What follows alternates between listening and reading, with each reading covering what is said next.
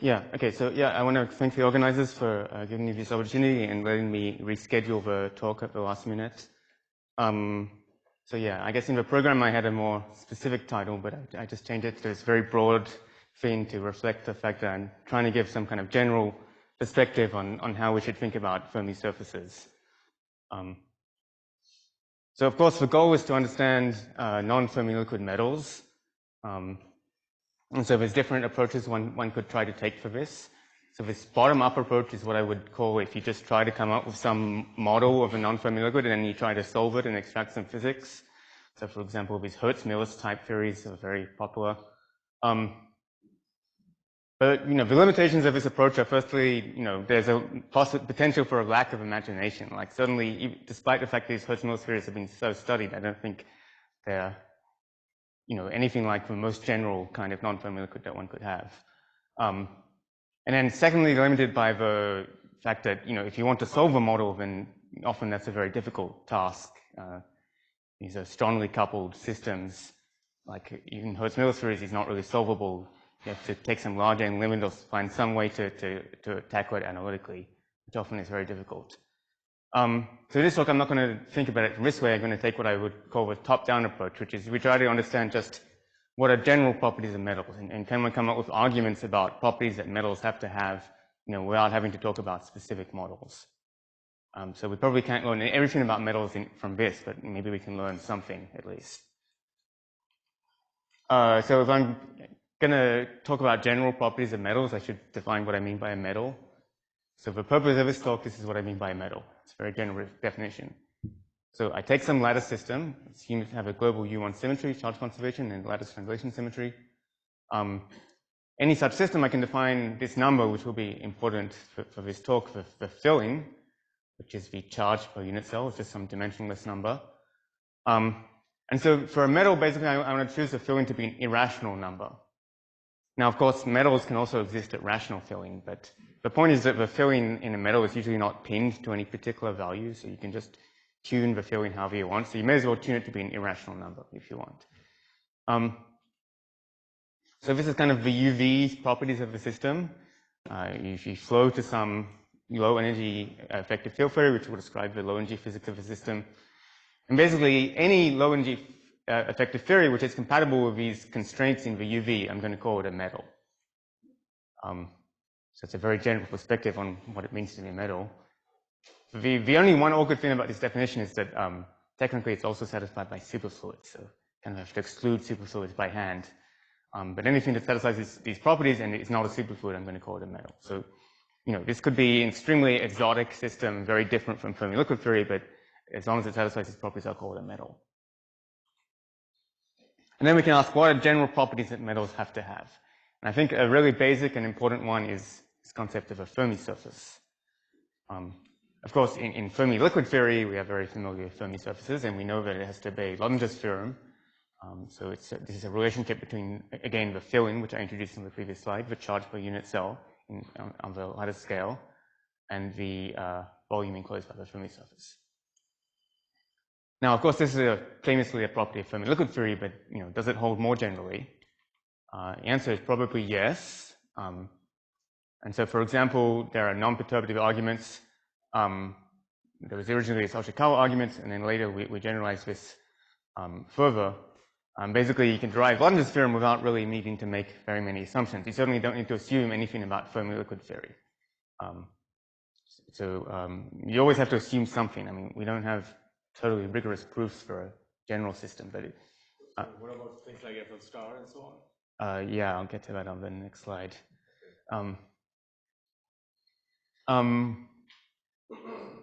Yeah, so we believe that Lodinger's theorem is a very general statement. It holds even beyond Fermi liquid theory, and you can look up the arguments that we had. And then if you apart from the theoretical arguments, it also seems to be consistent with experiments. Well, modulo this FL star, which Sabir mentioned, to the extent that you can actually measure a Fermi surface from photo emission or whatever, even in systems that obey non-Fermi liquid behavior, it still seems to have Lodinger's theorem. Let me just mention that at least from a point of view that we have on Lagrange theorem as described in these papers, there's no role played by these so-called Lagrange surfaces. Maybe there's different points of view on Lagrange theorem in which it's different, but if it's a short question, then yes. The statement of Lagrange's theorem is that it's the integral over the real part of the green function greater than 0. Right, that's what I mean by this maybe different points of view on what Lagrange theorem really is. But that's the actual theorem. Okay? Right, well, so in that way, it doesn't matter what the source of the greater than 0 is. It could be a pole or a 0. Which means Lagrange surfaces technically are there because it's really it's a winding number that you're defining by this theorem. Well, okay, if you like, you can change this statement of Lagrange's theorem to some other. No, but that's the actual thing that's in the paper. Right, let's not so argue about you got to face up to that question. You can make it something else, but then you aren't dealing with what the theorem actually says. Right, there's some other theorem which is not Lagrange's theorem, if you like. But I don't think this is a discussion we need to have right now. No. What is a Fermi surface? Yeah, so that's also what I'm going to get to. Yeah, that's an important point. So there is this important asterisk, which Sabir also already brought up, which is that if you have in a strongly interacting system, you can have these offsets to Lagrange's theorem. So instead of filling just being equal to the volume enclosed by a Fermi surface, it could be equal to that plus some rational number, P over Q. And the details of this rational number are determined by the details of the phasor matter you're considering. And so, for example, there is this so-called Fermi-liquid star phase, where you have a Fermi surface that coexists with topological order. And this topological order kind of determines this rational offset. And so there's different ways that this can happen. Like the topological order is one example. There's also, this offset can also come from other things like spin-on Fermi surfaces. Anyway, so you always have these potential caveats. But there is an important point, which is that this caveat does not apply to systems of electrons in the continuum with continuous translation symmetry. This is for systems on a lattice. Of course, in condensed matter systems, we always consider systems on the lattice, but theoretically, if you consider this system of electrons in the continuum, the continuous translation symmetry, there would be this version of Lagrange's theorem that never has this offset. It also never has its mod 1, actually. So for a continuous translation symmetry, you have this very strong version of Lagrange's theorem where there's no offsets. Anyway, that's a point which I make because I'm going to come back to it later. Anyway, so if you accept these kinds of statements, then because I defined a metal to be a system where the filling is an irrational number and the offsets are always rational numbers, basically you conclude that in a metal there always is a Fermi surface. I don't claim I've rigorously proven that, but it seems like it should be true based on these arguments. So, okay, a metal always has a Fermi surface. But this does raise the question, which was already brought up, which is that if we're talking about a general strongly coupled metal, what do we even mean by Fermi surface? In a Fermi-liquid, it's the surface in momentum space where the quasiparticles live, but okay, in non-Fermi liquids, maybe no quasiparticles or anything, so what do we mean by Fermi surface? And so this is a question that we tried to answer in this paper. We wanted to define it in terms of an emergent symmetry of a problem. So let me illustrate what I mean by this by going to the example of Fermi-liquid theory. So in Fermi-liquid theory, if you look at the fixed point Hamiltonian, where you throw out all the terms that are irrelevant in the renormalization group sense, that fixed point Hamiltonian has the property that it has a very large emergent symmetry group, because basically all the terms that do quasi-particle scatterings are irrelevant. So if you create a quasi-particle somewhere on the Fermi surface, it just stays there forever. So in an emergent sense, you have this conservation law that the charge at each point on the Fermi surface is individually conserved. So you have infinite conserved quantities corresponding to every point on the Fermi surface. So mathematically, if you define the precise symmetry group, it's this thing called a loop group, which is the group of smooth functions from the circle into U1. Anyway, it's an infinite dimensional group.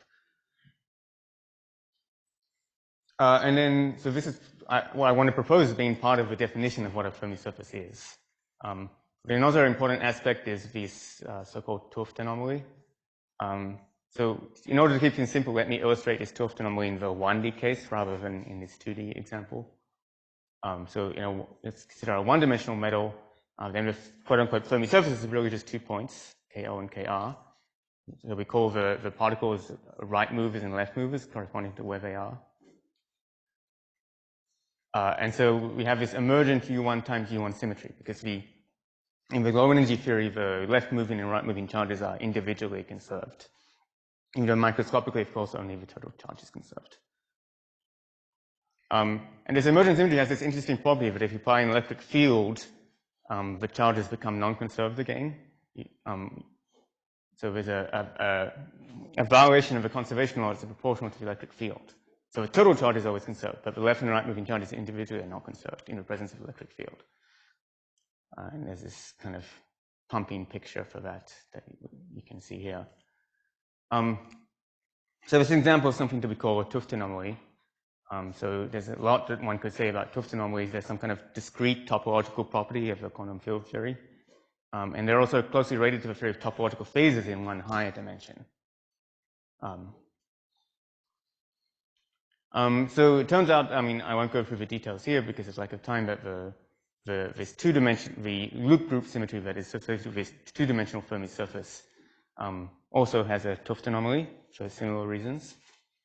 And I also want to think of this as being part of what it means to have a Fermi surface. So basically, I'm going to define that a system in 2 spatial dimensions has a Fermi surface if it has an emergent loop group symmetry. So remember, this is infinite dimensional group associated with... Dominic, I have a question. Yes. Is this a tautology you are kind of insisting on? A metal always has a Fermi surface, and the reverse is true also? I mean, this is the definition of a metal to me, and I do not need any topology to define it. I'm just trying to see the point you're making. I'm understanding everything, but I'm not seeing the point of saying a metal always has a Fermi surface. I thought that's a tautology. Well, I guess it depends how you define metal. What is a metal in your definition? If it doesn't have... I think he intends for this to apply to non-Fermi liquids too. Ah, that's what he wants to say. Okay. Yeah, certainly I want everything to apply to non-Fermi liquids. If I'm interrupting, just a question. If I just use the definitions that Fermi surfaces when at 0 temperature, at 0 frequency, inverse green function has 0, or green function has infinity, is it the definition or you go beyond the definition? Again, well, 0 temperature, 0 frequency, inverse green function is 0. Defines a set of k points, which is normally called Fermi surface, and it has nothing to do with Fermi liquid versus non-Fermi liquid. I mean, that's a definition, but you know, whether it's equivalent to this definition is not clear. I mean, this for me probably is the most general definition, and you could say in particular cases it is equivalent to that. But the thing is that in a strongly coupled system, I mean, you're making a statement about the single particle Green's function. In a strongly coupled system, it's not clear why the single particle Green's function would be the correct object to study. You have an example where it's not equivalent to it. No, I do not have an example, no. This is what controls the properties of a metal. You have to go to low energy. I mean, the definition that Andrei gave is not because we like this definition, because we know that what matters are excitation at low energy in a metal. I mean, this is why we define Fermi surface in this way, because we know that what matters when you drive a system with the field, with temperature, whatever, are excitation near 0, near the Fermi level. So. Yeah, I mean, that I agree with. I mean, this is also a statement about excitations at low energy in some sense, because the emergent symmetry is a property of the low energy physics of the system. The question is, you know, is the single particle Green's function the right way to diagnose those low energy excitations or not? It's not clear that it always would be. Okay. Sorry, guys. Dominic, continue. Sorry, because otherwise we'll go into discussion right now. Yeah. Yeah, sorry. You will have time after the talk. Please continue. Yeah, thanks. So an argument in favor of this definition I gave was that if you have this emergent symmetry anomaly, you can derive London's theorem, or quote-unquote London's theorem, as Phil maybe would prefer to me to say. But you know, specifically this relationship between the filling and the volume enclosed by the Fermi surface, you know, modulo this FL star stuff, which you can also understand in this language. You can derive that from the emergent symmetry and anomaly. So again, that's, I think, support for this definition, that it agrees with our concept of London's theorem. So that's I made some very general statements in this talk, and some of them are maybe not rigorously proven.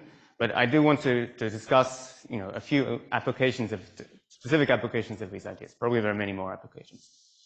And so I'll talk about two in this talk. I will talk about understanding dynamical modes from hydrodynamics, and then I will talk about application to holographic models of non-Fermi liquids.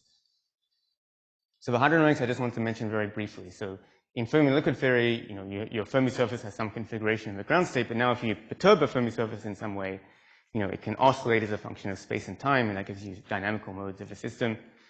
So in Fermi liquid theory, if you solve for these dynamical modes, it usually has a structure that looks like something like this. So the parameters that enter it into are the Fermi velocity and the Landau interactions. And so you get these zero sound modes. You can have like zero sound modes, or 1 or 2, depending on the parameter values. But anyway, you generally have some zero sound modes. And then you also have this particle Hall continuum, which in the non-interact limit, it just becomes like single quasiparticle excitations. Okay, so that's a property of Fermi liquid theory. But then what I claim is that you can actually derive this whole dynamical equations of motion just from the emergent symmetry and anomaly using hydrodynamics. So basically, by hydrodynamics, I mean, hydrodynamics where you take into account the conservation laws. So we have these infinitely many conservation laws. So you study hydrodynamics, take into account those conservation laws, and then these are constrained by the anomaly as well. So I won't go through the details, but basically you can derive this whole mode structure just from the emergent symmetry anomaly, which means that it's a property not just of Fermi liquid theory, but actually of general non-Fermi liquids as well. And these parameters get replaced by some thermodynamic susceptibilities. So this mode structure is kind of a general property of a Fermi surface rather than being associated with quasiparticles or anything like that. So that's one statement. And then we go on to this application to holographic models. So the idea of holography is that you can have this quantum field theory in d space-time dimensions can be dual to a quantum gravity theory in one higher dimension. So why would you want to do this? Well, if you take the limit of a quantum gravity theory is weakly coupled, so in that case you're basically just solving classical equations of motion for gravitational fields, then the duality generally is like some kind of strong weak duality. So the quantum field theory side will be strongly coupled if it's dual to this weakly coupled gravitational theory. And so then the application would be that, an application would be that if you want to understand strongly coupled metals, which is non-Fermi liquids, that you would invoke this duality and then relate it to solving some classical equations of motion in some gravitational theory in one higher dimension. So this idea that has been around for a while, and there's this really nice book that summarizes all the literature that you can look up. But there is an issue that I have with all the holographic models that people have studied in this context previously. Well, firstly, it's not clear how they're connected to anything experimental, but from a more fundamental point of view, they have an issue which they don't seem to be consistent with this idea of London's theorem. So if there is a Fermi surface at all in these models, it is much smaller than it should be according to London's theorem. So the Fermi surface volume is very small compared with the UV charge density, whereas London's theorem would say they should be equal. This is true at n equals infinity. There are various conjectures that it will be fixed at order 1 over n. Well, yeah, indeed. So that's true.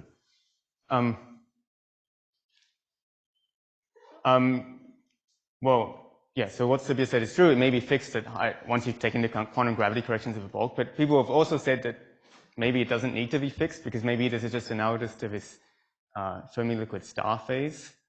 But if you try to take this idea seriously, I don't think it makes much sense because of what I described previously. This Fermi-liquid star phase where you have this offset in London's theorem occurs in a lattice system.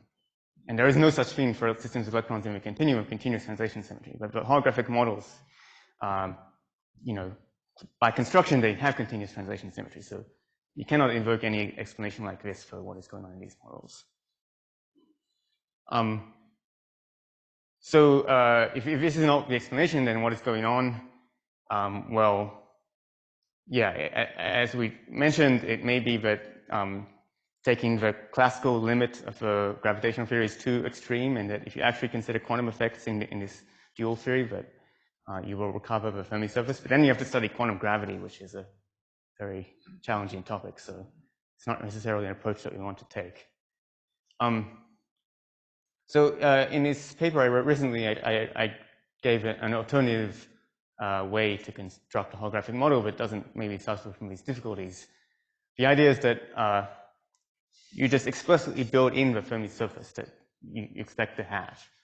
So if we believe, as I've argued, that Fermi surfaces are associated with this emergent symmetry and anomaly, then you just build that into your holographic model.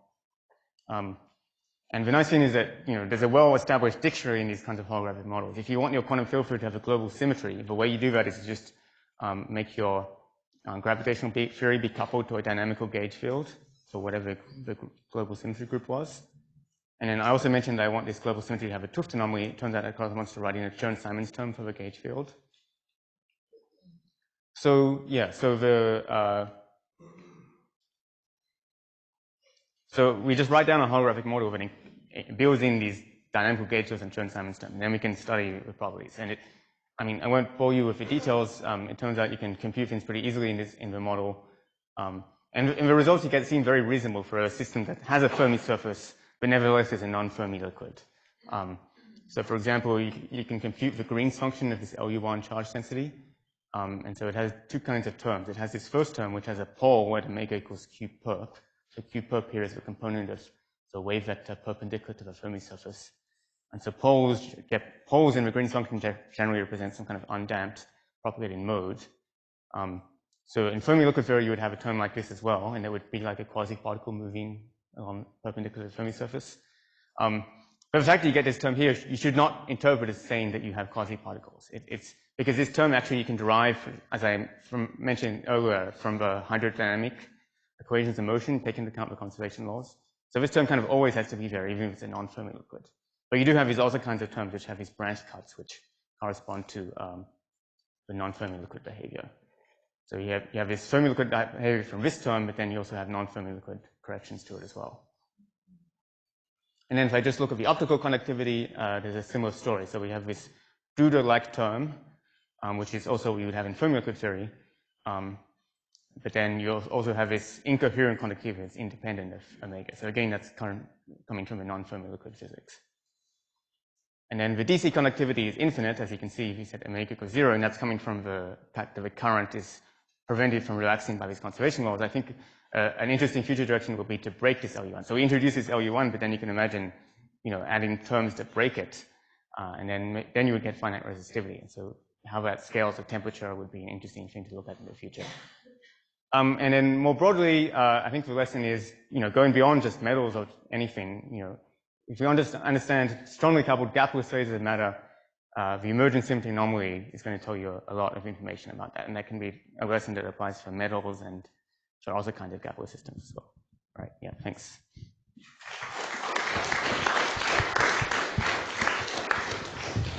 So thank you very much. I guess we already had several questions, so... Since I have the microphone, I'll just talk.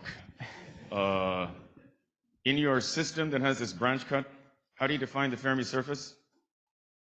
Well, it's always in terms of this emergent symmetry anomaly, which we've, in this case, built explicitly into the... No, but you have a first term, which looks like a pole. We said don't interpret as a pole. Q is the numerator. The residue of the pole goes to 0 when you go. Well, but this is not the electron spectral functions. It's a different thing. But the point of my thing is that we don't define Fermi surface in terms of Green's functions or anything. We define it in terms of the emergent symmetry. So this formula is got nothing to do with how we define the Fermi surface. So how do you define the Fermi surface? Or can you define it? Yeah, so because we have this emergent symmetry, it's related to how the UV momentum interplays with that emergent symmetry. Maybe I can't explain it in words, but yeah, there's a precise definition. Is there an equation? Yeah, so there is an equation, but I haven't really set up the things I need to write it yet, but we can discuss it. Yeah, sorry, I'm here. I missed, how important is it, this condition of feeling being irrational? Right, so it was mainly important just because of this, the main thing where I invoked this was here. So basically I made this argument that because the offsets are always rational numbers and the feeling was an irrational number, therefore you have to have a Fermi surface. That was basically it. But you could have a Fermi surface even with rational feeling. Then yeah, because how do you define the feeling? How do I find the filling? It's just for the charge per unit cell. So you define that is a ratio. It's a ratio, yes.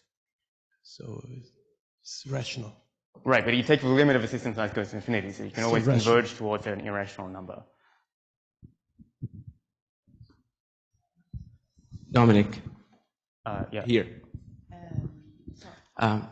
So this probably addresses Andre's question. So if you look at the composite Fermi-liquid, that's a metal by your definition with a Fermi surface. But if you look at the electron Green's function... Well, technically no, because the filling is rational, but... so wait, so is it a metal by your definition? Because, no. If you look at the electron Green's function, you won't find the Fermi surface, because... Yeah, composite Fermi-liquid, I probably wouldn't call it a metal, or if it is a metal, it's a very weird kind of metal. By this definition I gave, it's not a metal, certainly. So let's say your LU1 theory, the LU1 gates symmetry becomes gauged in all the holographic dimensions, or just in your holographic theory? What do you mean by all dimensions? Including the emergent direction. Is it also... You mean, does the gauge field have components in all directions? Yes, the LU1 gauge field. Yes. Okay, so it's a rather unusual type of holographic theory, I guess. And second, does this ever give you or does the holographic theory ever give you ordinary Fermi-liquid? I mean, I think not. I mean, you always get these non-Fermi-liquid corrections. All right, thank you. Dominic, I will ask a probably trivial question. Is it true that your definition and your states that you consider, which I assume cannot be described by just fermionic green function, are separated from Fermi-liquid by a phase transition? That you must have a phase transition into some other state, and then you describe these new states. Yeah, I mean, I think so. I mean, these extra terms, like this term in the connectivity, I mean, it can't go away without a phase transition, right? There's something discontinuous has to happen. Yeah, like this term, like it's either there or it's not, so there must be some phase transition. So it's not like you take Fermi-liquid and gradually destroy coherence and come to a point where you have non-Fermi-liquid, then this term still doesn't appear, as far as I understand. You need to really go into different new phase, and then within this new phase you have new description. Well, yeah. I mean, quantum critical behavior will not work this way. Well, I mean, this is quantum critical behavior I would call a different phase, but I mean, this behavior is different from quantum critical behavior as well. There is a question from Chandra in Zoom, and actually I have also a related point.